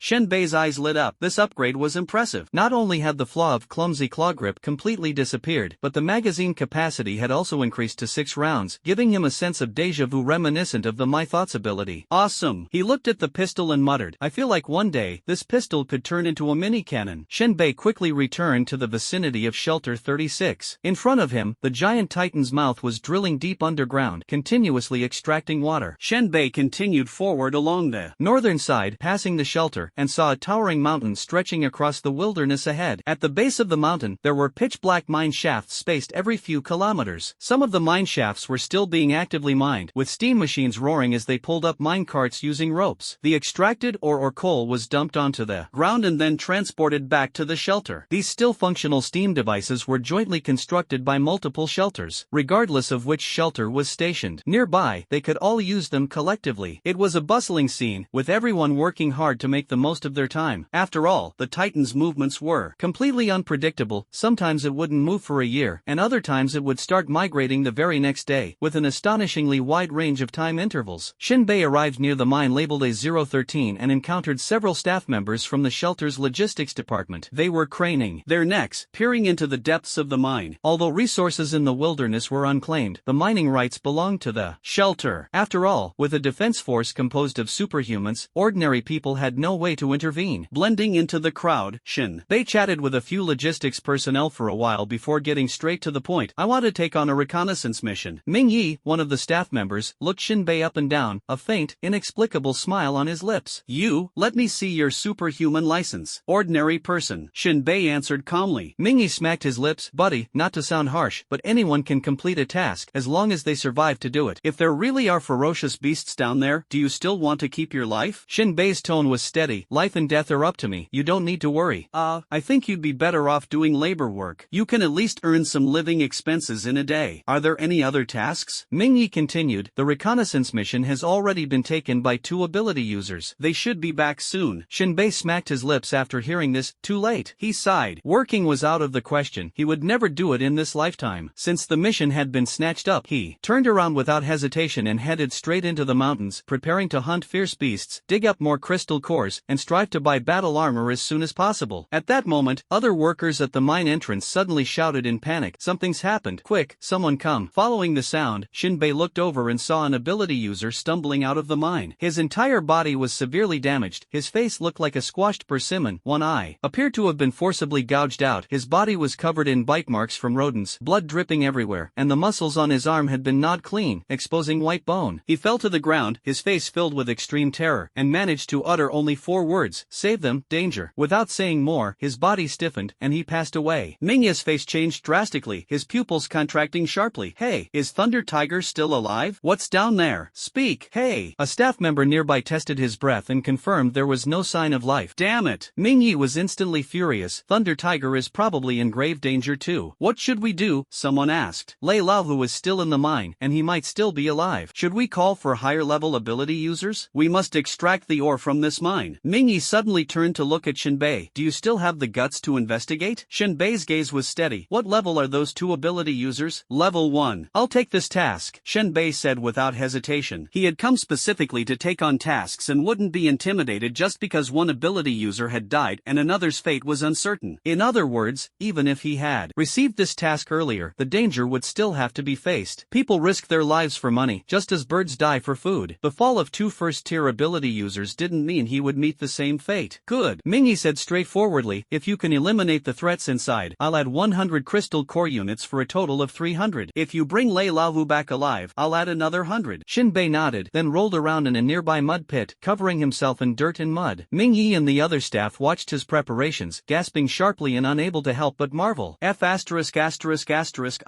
professional. Is this to conceal their own presence? Looks like this guy really has some skills. Espers never pay attention to such details. Chickens don't pee, everyone has their own reasons. Shinbei wiped the mud off his eyelids, pulled a triangular military dagger from the body of a dead Esper to use as a weapon, and without a word, stepped into the mine. He moved cautiously through the dark, deep cave, his steps light and agile, like a nimble cat gliding silently. The heavy hooded cloak he wore exuded the scent of earth, effectively masking his body heat and scent, making it difficult for the subterranean beasts, which relied on their sense of smell or infrared vision to hunt, to detect his presence. After all, the beasts that survive underground must have extraordinarily sharp senses of smell and infrared vision. Shinbei gripped the sharp triangular dagger tightly in his hand. The blade, meticulously sharpened, was capable of both slashing and stabbing, making it an extremely lethal weapon. Although the original owner of this body was not skilled in close combat, Shinbei's past life as a special forces soldier had endowed him with hand-to-hand combat techniques that had traveled with him through time, deeply ingrained in his very being. It could be said that these combat skills were like data, directly copied and pasted into his body during the transmigration. His modified rifle was slung across his back, and a handgun was concealed beneath his cloak. The handgun packed immense power. Though its accuracy was not high, its destructive force would be exponentially amplified in the narrow confines of the cave. However, the problem was that the gunfire would echo far in the quiet depths of the cave, essentially announcing his presence to monsters several kilometers away. In contrast, the dagger was clearly more suited to the current environment. The mine was not completely dark. Kerosene lamps with shades were lit on the walls at intervals. These were illuminated by the first two ability users as they explored. According to common sense, the place where the oil lamps go out is usually where they encounter danger. At the corner, Shinbei suddenly stopped in his tracks, shrinking into his cloak and slowly blending into the darkness. A faint rustling sound came from the tunnel, and a mutated rat, nearly a meter long, emerged. The disproportionately large nostrils on its head twitched incessantly, and its eyes were dim and lifeless, clearly having degenerated significantly. Decades ago, such rats still lived on the surface. Now, with the drastic changes in the world and the pervasive airy energy, animals had undergone rapid mutations as well. Although its size had increased and its strength had grown, Shinbei's composure remained unshaken. Based on the original host's memories, two ordinary people, as long as they were cautious, could kill such a mutated rat. It wasn't considered overly dangerous. What was puzzling, however, was that two ability users couldn't even defeat such a creature, which seemed rather incompetent. Shinbei vaguely felt that something even more terrifying must be lurking deeper within the mine. He had no time to think further. Hiding in the corner, the dagger in his hand began to gather power as he quietly waited. The mutated rat gradually approached the corner where Shinbei was hiding. Shinbei, concealed in the darkness, suddenly launched an attack. Just as the mutated rat was almost parallel to Shinbei, he struck first. The triangular bayonet shot out like lightning, the tip piercing tightly against the mutated rat's snout, penetrating its upper and lower jaws and pinning it firmly to the ground. The nose was the mutated rat's greatest weakness. It let out a frenzied screech, its four short, sharp claws desperately scratching at the ground, sending debris flying and instantly digging a pit into the hard rock. Shinbei gripped the upper end of the bayonet tightly with his left hand. Though his arm appeared slender, it was as steady as a rock. His body swayed slightly, deftly dodging the mutated rat's sharp claws. A single swipe might not be fatal, but it could easily lead to infection. In this world, there was no health insurance, and the cost of healing wounds was heartbreaking. At this moment, the mutated rat, fatally wounded, didn't last a minute before collapsing to the ground after convulsing violently. Shinbei slowly pulled out the bayonet, turned it over, and recognized it as a female rat. He frowned, his expression subtly changing. Male mutated rats usually move alone, but when a female rat appears, there is always a male rat following behind. Shinbei wasted no time, quickly sidestepping a few steps to stand in the middle of the passage. He crouched slightly with his front leg, steadied his rear foot, held the bayonet horizontally, and aimed into the deeper darkness. Almost at the moment he raised the bayonet, a foul wind surged from the depths of the passage, and a larger, more robust mutated male rat suddenly charged out of the darkness, leaping midair toward Shinbei's throat. The bayonet remained perfectly still, using the opponent's momentum to drive the sharp tip deep into the rat's throat, slicing through its internal organs and nearly piercing its entire body. Shinbei released his grip on the bayonet and quickly retreated several steps, his movements light and swift, as if gliding over water. With a crunching sound, the mutated rat used all its remaining strength to clamp its massive jaws shut, biting down hard on the bayonet's handle. Its incisors could crush almost any rock, but they were ultimately no match for the reinforced steel. With a crunching sound, the steel dented instantly, and the male rat's teeth broke one after another. Charging too fiercely, the male rat fell from midair and slid several meters across the uneven ground before finally colliding in front of Shinbei. Shinbei raised his right leg and stepped on the male rat's head. The rat let out a screeching wail, struggling desperately, but its head couldn't lift at all. Each exertion brought unbearable pain from the bayonet piercing its body. Despite its severe injuries, the male rat struggled for over a minute before finally ceasing to breathe. Shinbei withdrew the bayonet, a wave of nausea surging in his heart. Killing this creature was even more revolting than killing a person. Sigh. Shinbei continued deeper into the cave. In the dark and rugged cavern, his eyes constantly scanned the ground, searching for claw marks left by the mutated rats. The claw marks grew more numerous, scattered chaotically across various mine tunnels. Before long, the light from the kerosene lamp suddenly vanished, and darkness completely engulfed his vision. Fortunately, glowing moss and faintly luminous sewage occasionally appeared in the passage, barely allowing Shinbei to maintain some clarity in his sight. He pursed his lips, increasingly feeling the need for battle armor. If he could gain infrared vision through the armor, navigating such darkness would be as clear as daylight. At this moment, Shinbei's vigilance had reached its peak. Those two ability users were likely attacked somewhere nearby. He crouched down, carefully examining the ground. Sure enough, there were messy human footprints mixed with blood-stained mud. Looking deeper into the passage, he could clearly see drag marks. Shinbei was almost crouching, wrapping himself tightly in his cloak, moving silently like a ghost as he followed the traces deeper inside. Surprisingly, in this rugged alleyway, there were places where someone had deliberately hung empty soda cans. These cans were tied with strings and suspended above the alley. Is this an alarm system? Shinbei couldn't help but be astonished. This was clearly something only intelligent creatures would create. Had the mutant rats evolved to such a level of intelligence? This reminded him of the decayed wolf leader earlier. Shinbei rubbed his temples. These rudimentary traps were hardly a challenge for him, but they did slow down his progress. Carefully, he stepped over the traps. After a long while, Shinbei saw an iron door, and the dragging marks disappeared inside it. This iron door was likely the entrance to a refuge chamber in the mine. Shinbei pulled out his revolver and took a deep breath. With a creak, he yanked open the heavy iron door and charged inside. It was a hall spanning over 100 square meters. Inside the hall, there were more than 30 mutant rats of various sizes. The larger ones were nearly fully grown, with massive bodies, while the smaller ones hadn't even opened their eyes yet. From their appearances, it was evident they were from different litters. Based on the rule that mutant rats reach maturity in 3 months and can give birth once a month, this was still within the realm of normalcy. What shocked Shinbei the most was the conspicuous large bed placed in the center of the hall. On the bed, a mutated rat with a form strikingly close to that of a human was riding a man, whose limbs were tied to the bedposts, engaging in intense intercourse. She appeared to be female, but her sharp teeth were still exposed, and her long tail swayed continuously behind her. Even more astonishing was that she was wearing a pencil skirt suit, the kind often worn by professional women in the old era. Her skin, unlike the dense fur covering other mutated rats, was smooth and delicate, and her appearance resembled that of a professional woman from the old era. She was petite, riding the man without restraint, producing wet, squelching sounds. The other mutated rats, however, were extremely cautious and dared not approach the bed at all. Her eyes glowed with a brighter red light than that of ordinary mutated rats, making it clear that she was the queen of this nest. Shinbei's gaze fell on the human man on the bed. At first glance, he recognized him. It was none other than Lei Laovu, the man Ning Yi had mentioned. Lei Laovu's clothes had been stripped completely, his face filled with lifeless despair. He was trapped in a state where he could neither live nor die, left to endure the queen rat's torment. Shinbei was momentarily stunned, his whole body going numb. This scene was so damn intense. At a glance, a chill surged from his heels straight up his spine to the back of his head. Lei Laovu was actually being assaulted by a rat. Although that queen resembled a human, her essence was still that of a rat. Shinbei almost felt like throwing up. "Help me! Please help me!" Lei Laovu saw Shinbei, his voice hoarse, his face trembling violently as he shouted. Although they didn't know each other, there was no doubt in his mind that Shinbei must have been sent by the higher-ups as a rescue operative. At this moment, Shinbei raised his revolver without hesitation. The dark muzzle of the gun was like a straight, sharp blade, locked firmly on the brow of the rat queen. At this moment, the rat queen suddenly opened her mouth wide, her eyes bursting with blinding red light. She revealed 2 fangs about an inch long and lunged forward at a speed faster than that of an ordinary mutated rat. Her extremely twisted mouth made her entire face look hideously grotesque. Bang, bang, bang, bang. The recoil of the upgraded revolver was significantly reduced. Shinbei held the gun with one hand, without hesitation, firing 6 bullets almost simultaneously. The first bullet pierced through her neck, while the remaining 5 traced an arc along her collarbone, completely severing her head from her body. The scene was as if the bullet in Shinbei's hand had turned into a chainsaw. Lei Laovu watched in stunned amazement amazement. Lei Laovu's eyes widened as he witnessed the Rat Queen's head being effortlessly pierced by Shinbei's shot, tumbling to the ground with a thud. An expression of disbelief flashed in his eyes, and his face instantly darkened. This just took down the Rat Queen, without even using any abilities? Wait. Lei Laovu frowned deeply, thinking to himself that this person doesn't seem to be an ability user at all, purely relying on the power of a handgun and careful courage to win. At this thought, he couldn't help but reveal a trace of contempt. Even though being overpowered by a creature like a rat was already humiliating enough, as long as his life was not in danger, deep down he still looked down on those ordinary people who only dared to rely on guns to intimidate others. At this moment, Shinbei slowly lowered his gun. Only then did the other adult mutant rats in the hall react, each roaring hysterically and crazily lunging at Shinbei. Shinbei swiftly retreated as if gliding across the water, narrowly evading their attack range. Then, he leapt out of the door with rapid and small steps, disappearing into the dimly lit passage. Squeak, squeak, squeak. The mutant rats immediately became restless, instinctively scrambling to rush out of the hall and chase Shinbei along the passage. And Shinbei ran while creating distance, firing wildly. The scorching shell casings clinked as they hit the ground. Bang bang. The muffled and heavy gunshots echoed continuously, traveling wave after wave along the winding passageway into the distance. 10 minutes later, Shinbei slowly retraced his steps and entered the hall. At this moment, Thunder Tiger had already broken free from his restraints. Bare-chested and without even wearing clothes, he was filled with rage, his face twisted in fury. Swinging his fists covered in steel elements, he smashed the remaining mutant rat pups in the hall into pulp with each punch. The extreme humiliation and anger almost made his eyes burst. He kept smashing again and again, even dragging over the corpse of the Rat Queen, swinging it violently to shatter it, and stomping its head to pieces. Shinbei leaned against the doorway, watching it all with a cheerful smile. After venting his anger, Thunder Tiger slowly raised his head, his face covered with the foul-smelling blood splattered by the mutated rat. What's your name? Shanbei. Shanbei? Thunder Tiger's face twisted into a neurotic smile. You've got guts, coming down here as an ordinary person. Where are my brothers? Dead. Old Tiger Lei twisted his neck. What a pity. From now on, you'll follow me as my underling. Go, bring the clothes. Shinbei raised an eyebrow, feeling annoyed. Who spoiled your arrogant attitude? You want me to be your underling? Shinbei sneered coldly, remaining motionless. Didn't you hear me? Old Tiger Lei's eyes were filled with brutality, cruelty, and coldness. For an ordinary person like you, being able to follow me is the greatest fortune of your life. Shinbei's gaze was cold and deep as he slowly spoke. Follow you and get raped by rats together? Say that again, you bastard. Lei Laovu's eyes were filled with terror, resentment, and disbelief. Are you looking for death? I'm warning you, if you dare to say a single word about this, I'll kill you. Shinbei squinted his eyes, thinking to himself, is this idiot completely brainless? Saving someone only to end up with trouble. These 100 crystal source cores are really not worth it. That guy Lei Laovu must have suffered a major psychological blow. If he gets out, he'll probably suspect every day that someone is talking behind his back about how he was assaulted by a rat. Just thinking about it is annoying. Shinbei said coldly, a useless ability user who can't even defeat a mutated rat, acting arrogant and domineering in front of his savior. Have you already forgotten the pain after your wounds healed?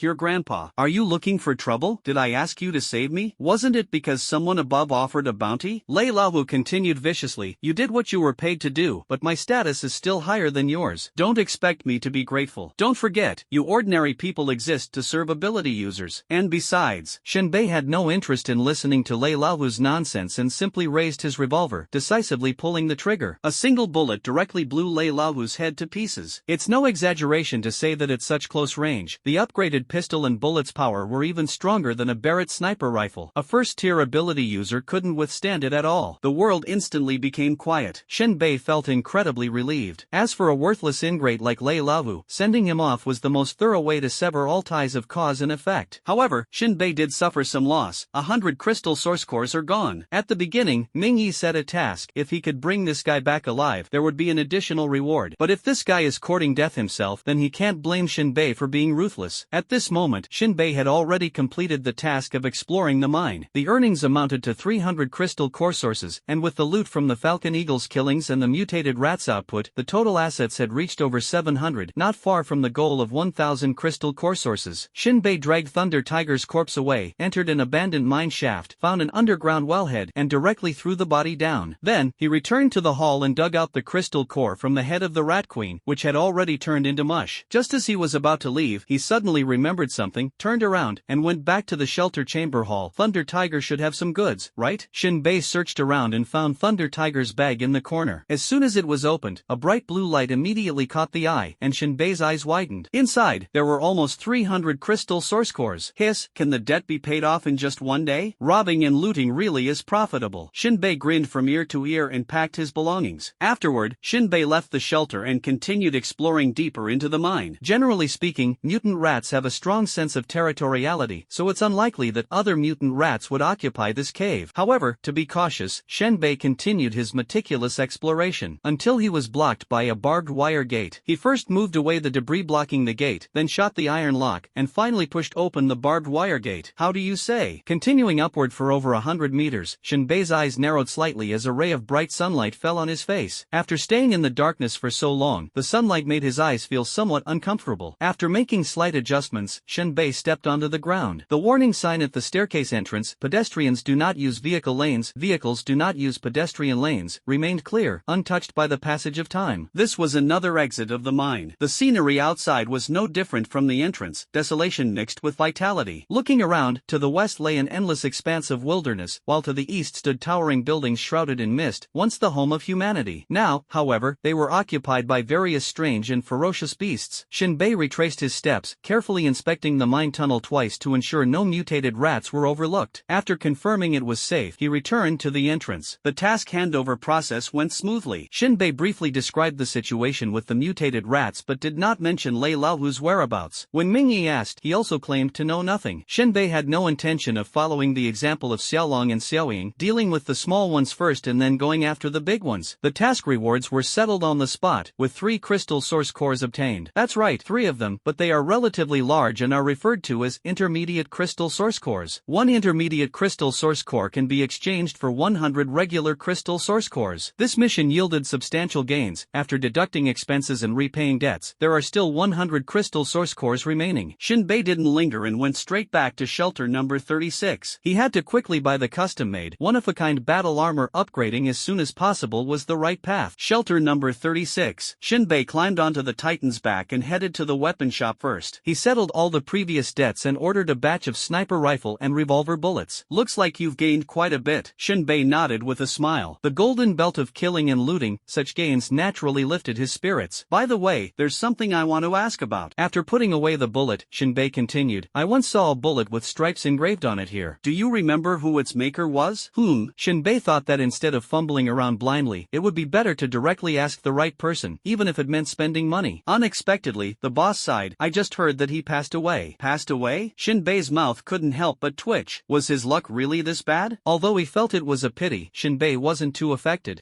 In this world, not to mention ordinary people, even those with abilities face death every day. They still need to eat and drink, go out hunting, and earn crystal core resources. What's more, the number of crystal cores is directly related to their rank promotion. Went out to the wilderness with someone, and ended up getting hammered to death by a berserk ape, the boss said nonchalantly, as if it were a trivial matter. Everyone was already used to it. Shinbei shrugged, chatted a bit more, and then turned around to leave. It wasn't long before Shinbei stepped into the institute's courtyard again. In the laboratory, he glanced around. Chen Anji was engrossed in his work, while the custom-made battle armor was casually tossed aside, covered in dust. It's good that it's still here. Chen Anji was busy with his work. When he saw him come in, a trace of impatience appeared on his face. While working, he said, your stuff is still here. It hasn't been lost. There's no need to check every day. Come back when you've saved up 1,000 crystal source cores. I don't do credit here. Before he could finish speaking, a sudden tapping sound came from the table. Chen Anji looked up and saw 3 intermediate crystal source cores along with some other crystal source cores on the table, rolling and spinning. At this moment, Shinbei had already walked to the other side of the laboratory and dragged the battle armor out from the pile of clutter. Yesterday you said you had no money, so how did you earn it so quickly today? Chen Anji stared at Shinbei in shock, his eyes filled with a hint of doubt. After all, even for an ability user, earning 1,000 crystal core sources in a single day was extremely difficult. But Shinbei, an ordinary person, was making money at an astonishing speed. Could this guy have stirred up a beast's lair? Shinbei just smiled without answering. He originally planned to return to the rental house wearing his battle armor, but this thing is really too bulky. Although walking back while wearing it is possible, as long as he ignores the strange looks from others and expends some energy. Shinbei thought for a moment and still decided to carry it back. He joyfully picked up the battle armor, just like holding a beloved girlfriend. I have to say, it's actually quite heavy, but this is actually a good thing for him. As long as he can level up, it will eventually turn into a button-style battle armor. Thanks. Shinbei happily left with the battle armor in his arms. Chen Anji rolled his eyes at him, silently cursing this spendthrift in his heart. The hard-earned money was actually actually spent on a giant toy. As for why Chen Anji didn't directly call Shinbei a spendthrift, he had his reasons. The wealthy are called spendthrifts, the poor are called wastrels. Shinbei returned to the lower level holding the battle armor, back to the rental apartment. The landlord was startled as soon as he saw the thing, circling around the battle armor several times, exclaiming repeatedly, "A 2-meter tall giant. Although most of the material is plastic, like a toy, the design really has that vibe. I'm considering whether to charge you rent for 2 people." The landlord propped up his chin and said with a yawn. Shinbei said, "This is not a person." "Ha," the landlord teased. "So are you planning to sleep hugging it?" "No, not hugging it to sleep, wearing it to sleep," Shinbei said half-jokingly. Actually, he is quite serious. If you want to level up quickly, you definitely have to wear it while sleeping. At most, it's just a bit uncomfortable. The landlord sighed. "I sincerely advise you not to mess with these flashy things. Earn some money, find a wife, and have kids. How great would that be?" Shinbei asked blankly. "Isn't this messed up world just making kids suffer?" "Although you say that," the landlord's voice choked. "What is the purpose of living, after all?" Shinbei paused for a moment and answered bluntly, "Of course, it's just to live." "That's too shallow." The landlord suddenly sounded like a philosopher, rambling on. "What is the meaning of life? It's to leave something that future generations will remember. Most of the time, it's leaving behind your descendants, creating your replicas, planting seeds, and then raising them to grow up." Shinbei pursed his lips, rolled his eyes, and directly ignored it, turning around to go upstairs. In a peaceful world, this kind of rhetoric has long been tiresome, but in such a dangerous world, don't bother with these useless things. Back to the room, Shinbei placed the battle armor on the bed, but now he no longer had a place to lie down and sleep. However, his face was still brimming with excitement and joy. That enthusiasm was like someone who had just bought an inflatable doll and couldn't wait to get started. But Shinbei held back. To activate the battle armor, a crystal core is required, and it can only last for 3 minutes. It was just getting dark, not yet time to rest. If going to the restroom, let alone the number of crystal cores directly affects their promotion ladder. Went to the wasteland with someone, ended up getting hammered to death by a berserk ape, the boss said casually, as if it were just an everyday occurrence. Shinbei shrugged, chatted a bit more, and then left. Not long after, he returned to the courtyard of the research institute. Glancing casually at the laboratory, Shinanji was still busy working, while the custom-made battle armor was carelessly tossed aside, covered in dust. Seeing that he was still there, Shinbei felt slightly more at ease. When Shinanji saw Shinbei, a trace of impatience appeared on his face as he continued fiddling with the item in his hands. "Your stuff is still here, not lost. Stop coming every day. Save up 1,000 crystal core sources and then come back. I don't do credit." Before he could finish speaking, a tapping sound came from the table. Shinanji looked up and saw 3 intermediate crystal source cores along with other crystal source cores rolling and spinning on the table. At this moment, Shinbei had already walked to the other side of the laboratory and dragged out the set of battle armor from the pile of items. "Yesterday you had no money, and today you earned it so quickly?" Shinanji looked at Shinbei in surprise and confusion. He thought to himself, even for an ability user, earning 1,000 crystal source cores in a single day would be extremely difficult. But Shinbei is just an ordinary person, and his speed of earning money is ridiculously fast. Could it be that he stirred up a nest of fierce beasts? Shinbei just smiled without saying a word. Originally, he planned to wear the battle armor back to the rental apartment, but this thing was too cumbersome. Walking back while wearing it was doable, as long as he ignored the mocking gazes of others, and the physical exertion wouldn't matter. But after thinking it over, Shinbei still decided to carry it back. He was full of joy, holding the armor tightly as if embracing his girlfriend. To be fair, the armor was quite heavy, but that's not really a drawback. As long as it can be upgraded, it will eventually turn into a button-style armor. "Thanks." Shinbei left with a smug look, clutching the armor. Shinanji rolled his eyes at him, secretly cursing this prodigal fool. The hard-earned money was actually spent on a giant toy to take home. However, he didn't directly call Shinbei a prodigal son, and there was a reason for that. The rich are prodigal sons, while the poor are the real fools. Shinbei carried the battle armor back to the lower-level rental apartment, and the landlord was startled upon seeing it. He circled around the battle armor several times, unable to resist clicking his tongue in amazement. This thing is nearly 2 meters tall. Although most of it is made of plastic and looks like a toy, its design is quite impressive. "I've been wondering if I should start charging you rent for 2 people, the landlord said, resting his chin on his hand and yawning. Shinbei replied, "This is not a person." "Ha ha." The landlord teased with a laugh. "So, are you planning to sleep hugging it?" "No, I'll sleep wearing it," Shinbei said, half-jokingly. Actually, he was serious. If he wanted to level up quickly, he definitely had to sleep wearing it. Even if it was uncomfortable, there was no other way. The landlord sighed and said, "I sincerely advise you not to mess around with these flashy things. Make some money, find a wife, have a child, and live a more grounded life." Shinbei asked blankly in return, "Isn't this messed up world just here to make kids suffer?" "That may be true." The landlord choked up for a moment. "But what is the purpose of living, after all?" Shinbei Shinbei was stunned and answered bluntly, "Of course, it's just to live." "That's too shallow." The landlord suddenly started rambling like a philosopher. "What is the meaning of life? It's to leave behind something for future generations to remember. Most of the time, it's about leaving your descendants, creating replicas, planting seeds, and raising them to grow up." Shinbei pursed his lips, rolled his eyes, and directly ignored it, turning around to go upstairs. In a peaceful world, this kind of rhetoric had long become tiresome. But in this dangerous world, such nonsense couldn't be used as an excuse. Back in the room, Shinbei placed the battle armor on the bed, leaving no space for himself to lie down. However, his face was still brimming with excitement and joy. That enthusiasm was like someone who had just bought an inflatable doll and couldn't wait to dive in. But Shinbei still held back. To activate the battle armor, a crystal core is required, and it can only last for 3 minutes. It's just getting dark, and it's not time to rest yet. If I go to the bathroom, I'll have to take it off once. What a loss. So, Shinbei decided to upgrade the battle armor first. With a thought, the information window for the battle armor appeared. Pseudo Power Armor LVU1 1001/1000. A suit of armor with no practical value, incapable of combat, offering no defense, and lacking any offensive power. Perhaps wearing it during festive celebrations could enhance the atmosphere. When assembled, this suit of armor had already accumulated some upgrade experience. However, because Chen Anji was present, Shinbei feared he might notice something unusual about the armor, so he refrained from explaining on the spot. Now, it can finally be upgraded. Upgrade. Pseudo Power Armor LV2 1/2000. A suit of armor with almost no practical combat value. Using it in battle is tantamount to seeking death. However, its defensive capabilities have slightly improved. Walking speed has marginally increased. Reaction speed through mental connection has seen a small boost, and it now includes an infrared vision system. During nighttime festival parades, it allows you to keep pace with others and see the road more clearly. Shinbei finished reading the prompt and couldn't help but smack his lips. There was indeed some change, but it was still far from being combat ready. Although it was just a small step, it held significant meaning for the overall improvement of Shinbei's combat capabilities. For now, he decided to set the armor aside, but he was determined to train this flashy little suit properly during his next break. Go out. Shinbei walked into a bar. He was in a good mood today, ready to have a drink and enjoy dinner. The bar's exterior wall was made of deep blue glass panels, polished spotlessly clean. A huge billboard stood tall on the roof, with a striking logo of burning, leaping flames. Blazing Fire Bar. This is one of the most frequented places among the lower-class wheel society. The bar is dimly lit, filled with the strong scent of alcohol and hormones. Scantily clad women weave through the crowd, desperately searching for men willing to foot their bills for the night. On a small stage, two nearly naked dancers twist their bodies wildly. Under the dual influence of hallucinogens and alcohol, they can dance almost maniacally for 2 hours. Once utterly exhausted, they are carried off to rest. Many men enjoy venting their desires on them when they are utterly fatigued. Of course, these dancers are quite attractive, and their value naturally corresponds to their looks and figures. Shinbei found a seat and had just sat down when an uninvited guest suddenly took the chair beside him and casually said, "You're treating today." The speaker had an extremely arrogant appearance. A beard like a steel ring, clearly untrimmed for years. There is a scar on his face, winding from the corner of his left eye to the corner of his right mouth, twisted like an earthworm. A sudden surge of the original host's memory flooded into Shinbei's mind. His name is Rock, and he is a staff member of Shelter Number 36, working in the Employment Task Publishing Office. In other words, all employment tasks are issued by him. It can be said that he holds many opportunities for others to work and earn money. Any job that gets thrown out is by no means an easy one. The truly profitable tasks are all taken by his connections within his circle of friends. The original owner had a fairly good relationship with Rock, but because the original host was not an ability user, many tasks could not be completed, and there was not much financial exchange, so it could only purely be considered friendship. "Buddy, how about a bottle of whiskey?" Rock smiled, the scar on his face twisting like a coiled viper, asking Shinbei menacingly. Shinbei smiled faintly. The original host had no use for Rock back then, but now he was different. Then nodded and paid. 12 crystal source cores. The price was fairly reasonable. "I like this place." Rock took a big swig of strong liquor, let out a hiss, bared his teeth, exhaled the alcohol, and continued, "This place is filled with decadence, desire, and debauchery. A sip of liquor, this is what I call life." If it weren't for Shinbei being in a good mood today, he wouldn't have come to a place like this at all. The scent here, so rich it almost solidifies, is no different from hallucinogens and aphrodisiacs for most people, enough to make one lose their sanity and regress to desires driven solely by animal instincts. Shinbei thought to himself that a bottle of whiskey was worth a box of 20 bullets. In the wilderness, those bullets could often save his life, whereas the whiskey never could. Still, he took a sip of the whiskey. The taste wasn't great. This is not a high-end product left over from the old era, but rather a locally produced liquor from Shelter 36. This liquor lacks the rich and intense intense fruity and woody aroma of old-era whiskey, but at least it's strong enough. Rock is actually not a good drinker. A rookie who is both bad at drinking and loves to drink. After a glass of wine, he started rambling on about past anecdotes, his head spinning. According to the original host's memories, Rock was practically a broken record, having almost memorized those stories. He could even guess what he would say next, along with his expressions and tone. Shinbei quietly listened while having dinner, playing the role of a silent audience. Unable to get a word in, or rather, even if he managed to, Rock wouldn't respond and would continue reminiscing about his past heroic deeds before being tainted by the divine punishment miasma. Shinbei's evaluation of Rock was simple, pitiful yet lucky. Having lost his abilities, he could still secure a decent job, enough to sustain his life, making him one of the fortunate few in this world. At this moment, Rock downed his glass of strong liquor in one gulp, exhaled contentedly, and said, "Saw you going in and out of the upper levels of the shelter today, got yourself a big toy?" Shinbei nodded in response, just playing around. "Are you out of your mind, or did that research institute trick you?" Luoko asked in confusion. Luoko tilted his head back and took another swig of alcohol, his eyes glinting with a mysterious light. "That thing of yours doesn't match the gender. Shouldn't it have a female appearance?" Shinbei was left speechless. "That's not a doll for fun," Shinbei hurriedly explained. Rock chuckled, "I knew it. If you want to play with women, there are plenty of choices." At that moment, a half-drunk young woman sat down next to Shinbei, almost leaning against his ear as she softly said, "You're so handsome, you've made my heart flutter." "What do you say, handsome?" Rock burst out laughing. "Look at that, your luck with women has arrived." Speaking, he pulled out a few crystal core sources and tossed them on the table, revealing a knowing expression. "It's on me." The girl giggled as she took the payment and casually stuffed it into her deep cleavage, which was, in a way, a form of showing off, hinting that her chest was both ample and alluring. Shinbei was speechless. To be honest, the woman's figure and looks were quite good, which involuntarily reminded Shinbei of Bai Luo, who had ambushed him last night and tried to force herself on him, but he had no interest in romance. Even if he wanted to sleep, it would only be with his battle armor in his arms. He simply had no time to get entangled with women. However, trouble always seems to come along with women. Shinbei had not yet figured out how to refuse both tactfully and gracefully, while also smoothly retrieving the core crystal of rock from the girl's chest, when a large, dark hand suddenly pressed down on the wine glass in his hand. With a fierce squeeze, the glass instantly shattered on the bar counter. The large hand triumphantly shook in midair, glass shards falling to the ground with a rustle, while the palm remained completely unscathed. Shinbei slowly raised his head, and what came into view was a burly man nearly 2 meters tall. His muscular body glistened with a bronze sheen under the light, as if coated with a layer of oil. The burly man leaned forward, his gaze dark and menacing, his tone as cold as steel scraping. "Kid, you stealing the woman I had my eye on?" This was clearly provocation and picking a fight. The woman had obviously approached Shinbei on her own. At this moment, the entire bar fell silent, and everyone's eyes turned toward this spot. Among them were ordinary people, individuals with special abilities, women struggling for tomorrow's bread, and several employees from shelter number 36. The bar owner stood behind the counter with his arms crossed, his face full of anticipation for the drama about to unfold. Shinbei clicked his tongue lightly, thinking, "Can't even have a meal in peace." His expression remained calm as usual, and he said indifferently, "You interrupted my meal." Whoosh. "Eat?" The burly man grinned from ear to ear, his face exuding menace. "Want to try my fist? Pretty boy." With that, the burly man suddenly raised his fist. His entire arm's pores began to enlarge, and his muscles kept swelling and contracting, inhaling and exhaling air. The fist, already massive, now swelled even more, resembling an inflated giant balloon. In the blink of an eye, a fist larger than a wash basin appeared in front of Shinbei. The burly man was smug, his eyes filled not only with cruelty and brutality but also with disdain for Shinbei. This scene stirred cheers from the crowd in the bar, creating a lively atmosphere. "Fight, fight. Just missing some snacks to go with the drink. Mengshan, if women see your fingers, they'll definitely fall for you. Huh, forget it. I know his ability. It won't last more than 3 minutes. Bang. Head, poor thing. Why not take some blue relaxation pills?" Mengshan paid no attention to everyone's teasing, only wanting to teach Shinbei a lesson and show him that having money is not a license to toy with women. Mengshan coughed a few times, a thick glob of phlegm rolling up to his throat, ready to spit it onto the face of this frail pretty boy before breaking his neck with a punch. However, when the phlegm reached his throat, he found he couldn't spit it out no matter what. His expression changed, and his face instantly froze. Shinbei remained silent for a moment, then with a flick of his arm, pressed a nearly 30-centimeter long large revolver against his forehead. Mengshan was dumbfounded, his eyes wide open in shock, completely clueless as to where the gun had come from. The nearly 30-centimeter massive barrel constantly reminded him that this gun could easily blow his head apart, far simpler than shattering a cup. At such close range, even a superhuman couldn't withstand this power. Shinbei calmly said, "Brother, let's talk this out." Mengshan faltered, his tone softened, no longer aggressive. Yet Shinbei continued to smile calmly and, without hesitation, pulled the trigger. Click. Mengshan's fierce face instantly instantly froze, alternating between pale and blue. He never expected the man before him to fire so decisively. However, as anticipated, after the trigger was pulled, no gunshot followed. Meng Shan fainted from fright, falling heavily to the ground and knocking over 2 tables. Bottles and glasses crashed to the floor. In the bar, women's screams echoed one after another, some mocking Meng Shan for being cowardly, others cheering for Shinbei.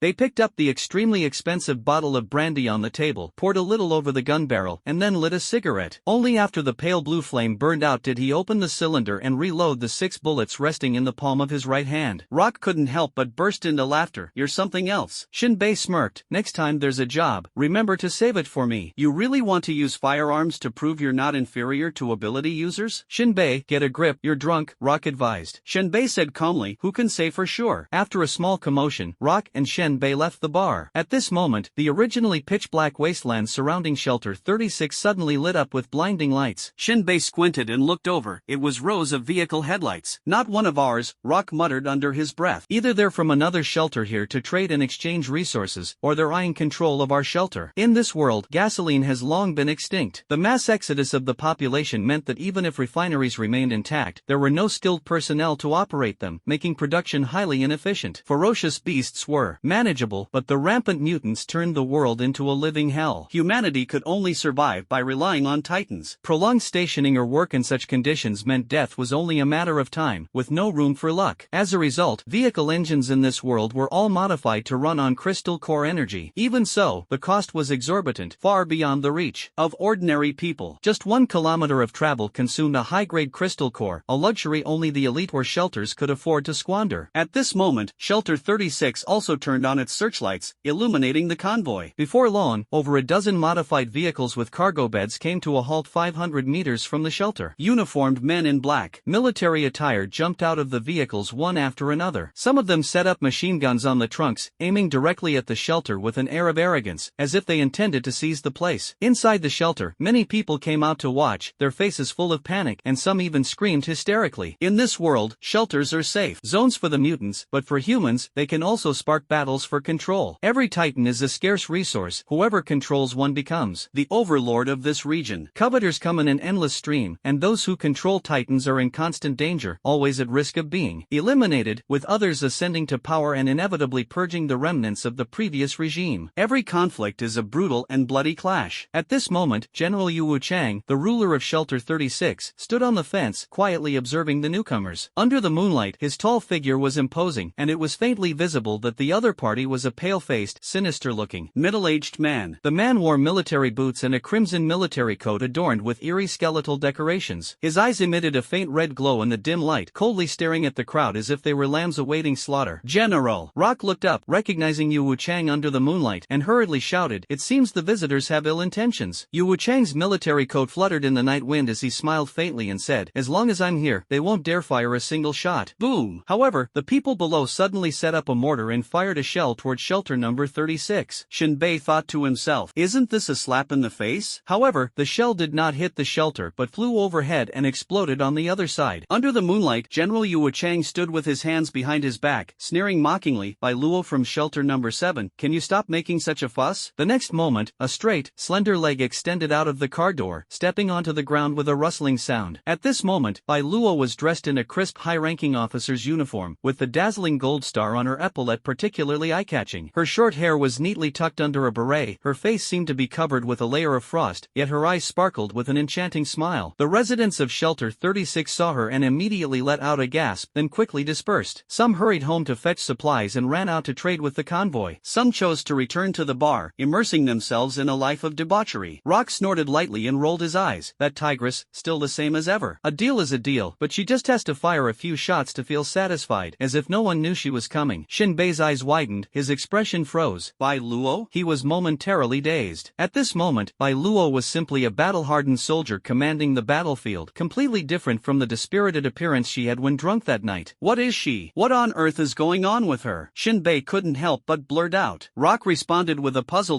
"You know her?" Shinbei frowned and said, "You could say we've met once." "I have to remind you," Rock said earnestly, "Bai Luo is a member of the Spider Queen's tribunal, and her status is not low. Don't provoke her for no reason. Her nickname is Widowmaker." Shinbei let out an "ah." "Who provoked her?" "She was the one who approached him." "Okay." Who could have guessed that this woman, who looked like a prostitute last night would suddenly transform into the leader of a convoy today? What kind of game is she playing? He was a bit dumbfounded. Wait, this is the key point, Spider Queen. Shinbei clearly remembered that he had a younger sister who was under the control of the Spider Queen, but he had no idea about her current situation. At that moment, Bai Luo scanned shelter number 36, and her gaze instantly fixed on Shinbei. Shinbei's entire body stiffened. Bai Luo slowly raised her hand, pointing at Shinbei, her lips lightly pressed together, the corners of her mouth forming a stunning curve, and a hint of an ambiguous smile flashed in her eyes. With this expression, Shinbei believed he understood her intentions. He truly did understand. It was just that the corner of his mouth twitched, yet his gaze remained calm and unruffled. Bai Luo narrowed his eyes, his gaze seemingly ablaze, mouthing silently, "Sooner or later, I'll force myself on you." Shinbei bit his lip, initially thinking he could have a proper conversation with Bai Luo to inquire about his sister Shinan's situation. But judging by the current atmosphere, it seemed any discussion could only happen in bed. In order to preserve his integrity, he decided to let it go. He would look for an opportunity later to inquire about his sister's whereabouts. He figured his sister was probably fine. After all, she was taken by the Spider Queen, a being even more formidable than General Yu Wuchang. Shinbei turned around and said to Rock, "I'm going back to rest." Rock waved his hand. "Go on, I'll watch the fun for a while longer." At this moment, the Titan was stationary, with its various wheelhouses spread out, and the connecting planks dismantled. Shinbei walked on the ground, feeling uneasy, fearing that Bai Luo might suddenly rush out and pin him down. Even if someone were publicly assaulted, the onlookers would only watch the spectacle, perhaps even clapping and cheering. Exactly. In this world, public erotic performances had become the norm. Any sense of shame had long since vanished. Shinbei made his way back to his rented apartment, still shaken, and let out a long breath of relief. Back in his room, he sat on the edge of the bed and began carefully carving bullets. Revolver bullets LV2, 0 out of 10, disposable item. The surface of the bullet is scratched, causing an explosive effect upon hitting the target, but it sacrifices accuracy and range. For others, a level 2 bullet is already an unexpected surprise. But for Shinbei, this can only be considered a failure. To survive longer in this world, he can only rely on firearms and bullets. He yearned even more to obtain level 5 bullets and continue practicing. Each bullet was engraved with intricate patterns by him. Shinbei kept recalling the details of that level 5 bullet. With the advancement of engraving techniques, the efficiency of producing level 2 bullets after upgrading improved significantly. Finally, after expending over 100 bullets, only one sniper rifle bullet remained in hand. Sniper rifle bullet LV1, 0/5. Sniper bullet, finely crafted, with stable gunpowder performance. Rustle. Shinbei focused intently on carving, meticulously refining his work, striving to minimize the distance between the engravings. Experience points +1. Experience points +1. After accumulating 5 experience points, Shinbei directly chose to level up. Sniper rifle bullets LV2, 0 out of 10. Sniper bullets with engraved surface, range increased by 50 meters, slightly enhanced lethality, and improved shooting linearity. This time, there's still room for improvement. Shinbei held the bullet, carefully examining it under the moonlight. Electricity in the shelter was extremely precious, expensive, and in limited supply, with only the Research Institute having relatively stable access to power. Others received very little electricity, let alone the lower-level residents. Only commercial establishments would turn on lights, and lighting candles was considered a luxury for ordinary households, who often had to spend their nights in darkness. Of course, Shinbei's room had an electric light, but there was no power. Using electricity required paying extra to the landlord. Shinbei felt it unnecessary to turn on the light, as the moonlight alone was bright enough, at least several levels brighter than the moonlight on Earth. At this moment, the more Shinbei looked at his masterpiece, the more his face was filled with joy. It was worth noting that after engraving hundreds of bullets before, there was no extra space left on the bullet surfaces for additional carvings. This time, his technique was more refined, and his control and understanding of the lines were much clearer. "I hope I can engrave a level 3 bullet this time." Shinbei